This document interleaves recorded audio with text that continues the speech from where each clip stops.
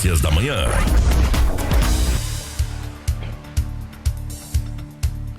Bem, como não falar, né, da PEC das prerrogativas, como dizem aqueles que votaram, da PEC da blindagem, como está sendo apelidada no meio na imprensa, ou até mesmo a PEC da bandidagem, como muitos são mais fortes ali, né? E a gente fica pensando que tempo é esse dessa ditadura, né, do Congresso Nacional, que tem aí imposto, né, coisas e mais coisas, e só sabe Deus o que tem que vir por aí, né? Primeiro que se perdeu a vergonha total de se blindar, esse é o PEC da blindagem, né?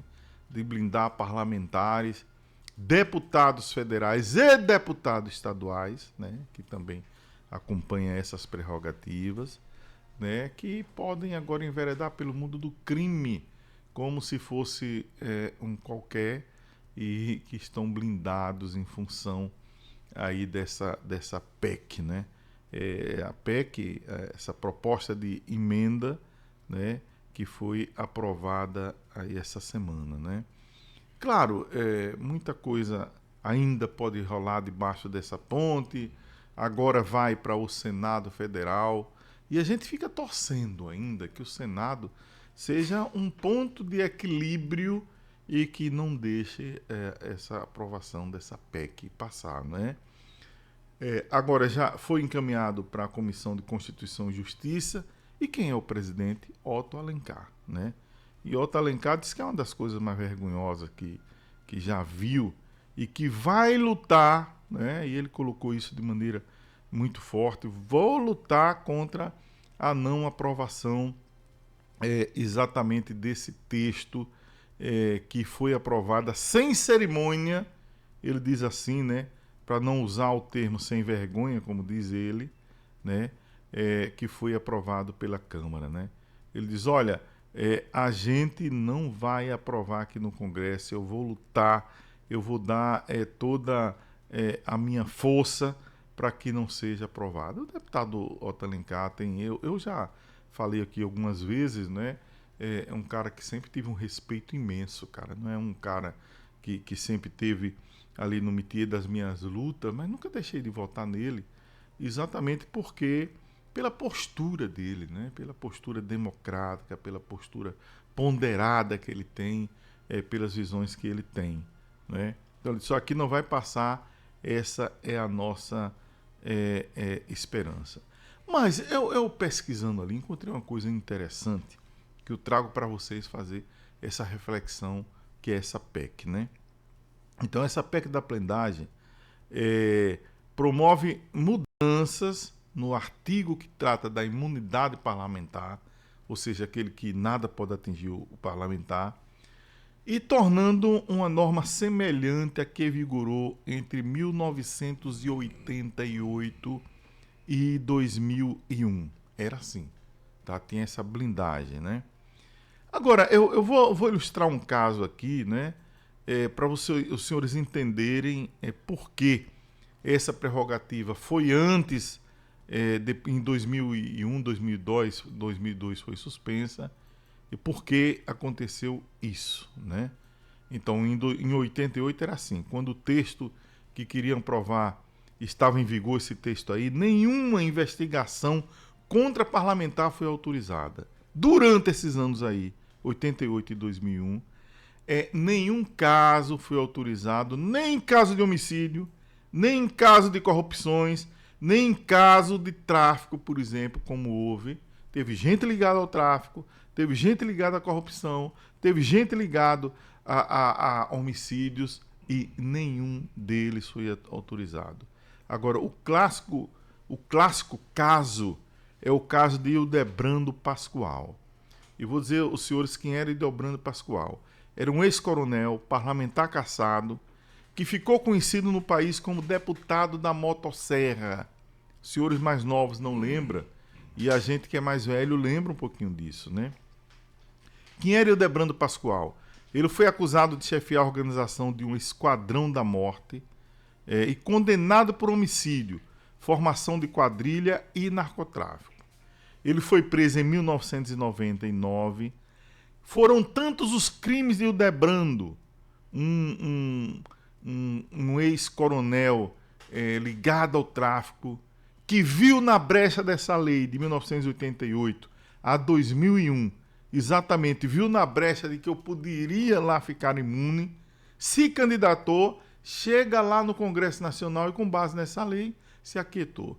Mas foram tantos os crimes que ele cometeu que a justiça condenou ele a mais de 100 anos.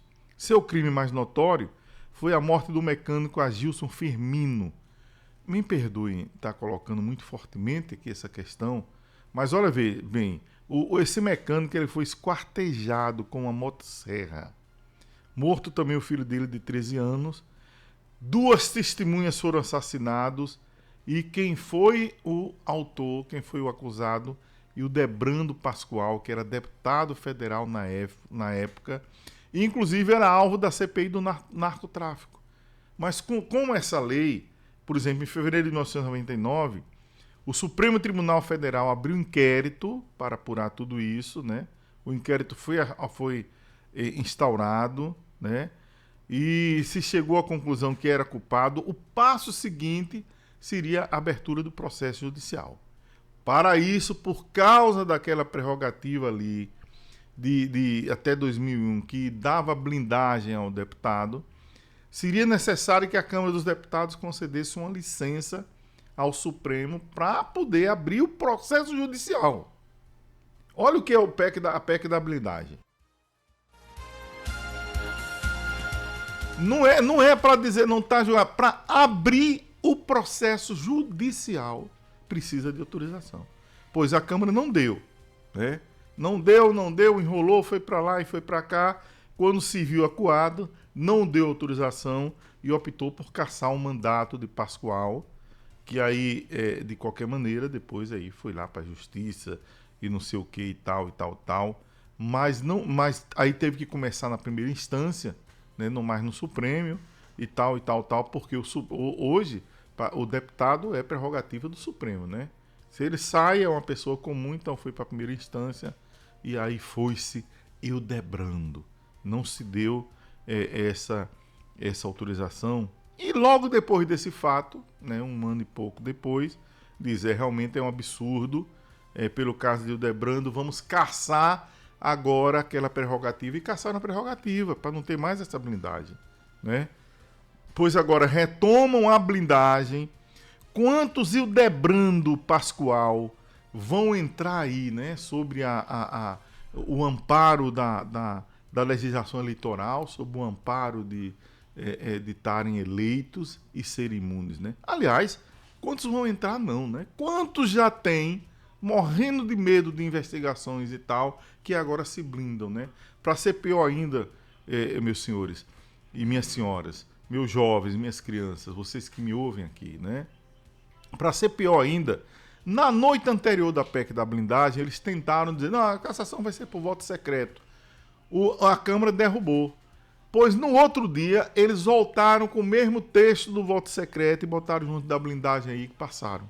Ou seja, agora, não dá autorização, tem a blindagem, ou para abrir o processo judicial, tem que ter autorização da Câmara, e a votação agora é por voto secreto. Ou seja, você não sabe nem quem votou contra, nem a favor. Meus senhores, em pleno século XXI, chegando aí a quase outro século aí, né? É verdadeiramente uma vergonha essa PEC da blindagem. E a gente que é cidadão, e a gente que tem uma consciência, a gente que sabe tudo que está acontecendo nesses meios aí, a gente não pode ficar calado, né? A gente não pode ouvir a banda passar tocando coisas de amor, né? Lembra daquela música, né? Estava à toa na vida, meu amor me chamou para ver a banda tocar, cantando coisas de amor. Eu fico na janela vendo a banda tocar enquanto esses aí que não querem saber de outra coisa, né, a não ser praticar atos ilícitos e tal, aí vão aprovando essas coisas que vai deixando o Brasil num semi-parlamentarismo sem igual, porque hoje quem manda no Brasil é o Congresso Nacional. Nossa esperança reside agora no Senado Federal e tomara que uma luz azul se acenda e a gente termine com a luz branca da paz, evitando que essa PEC da blindagem seja aprovada no Senado. Esse foi o nosso papo aberto de hoje.